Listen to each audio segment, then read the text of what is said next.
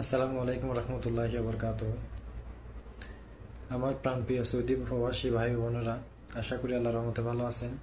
আলহামদুলিল্লাহ, আমি আপনাদের দোয়ায় ভালো আছি। আজকে আমি লাইভে আসলাম আপনাদেরকে কিছু কথা বলার জন্য। জানি না কথাগুলো কিভাবে নেবেন আপনারা, তারপরেও বলতে হচ্ছে।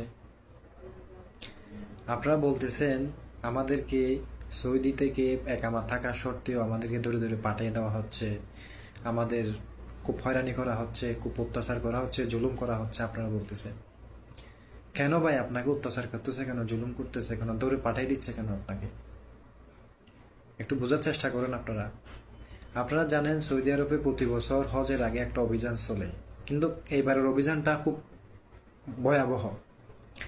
ভয়াবহটার কারণ হচ্ছে কি আপনারা সৌদি যুবরাজ বিন মোহাম্মদ বিন সালমানকে নিয়ে যে বাংলাদেশে আন্দোলন করছিলেন ফিলিস্তিনের মার্কস ফর গাজা, এই বিষয়টা নিয়ে একটু ক্ষিপ্ত উনি।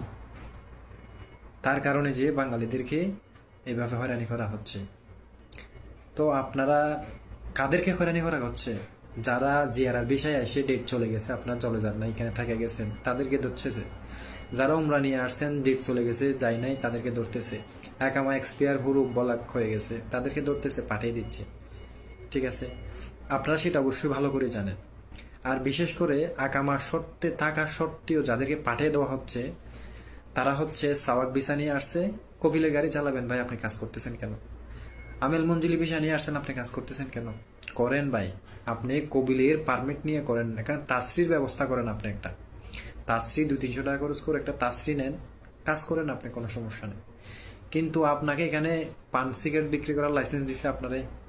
রাস্তায় যে আপনারা হকারি করতেছেন, বস্তা বিক্রি করতেছেন, আপনাকে লাইসেন্স দিচ্ছে। আপনার এটা কি বাংলাদেশ পাইছেন ভাই?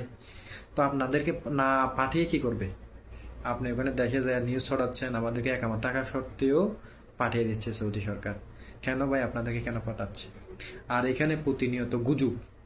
আমাদের বাঙালিদের একটা নীতি, মানে কিছু হইতে পারে না সেটা ভিডিও করে সোশ্যাল মিডিয়াতে ভাইরাল করে দেয়। ভাই এখানে সৌদি আরবে ভিডিও করা, সোশ্যাল মিডিয়াতে দেওয়া, সেটা পছন্দ করেন আপনারা সৌদিরা।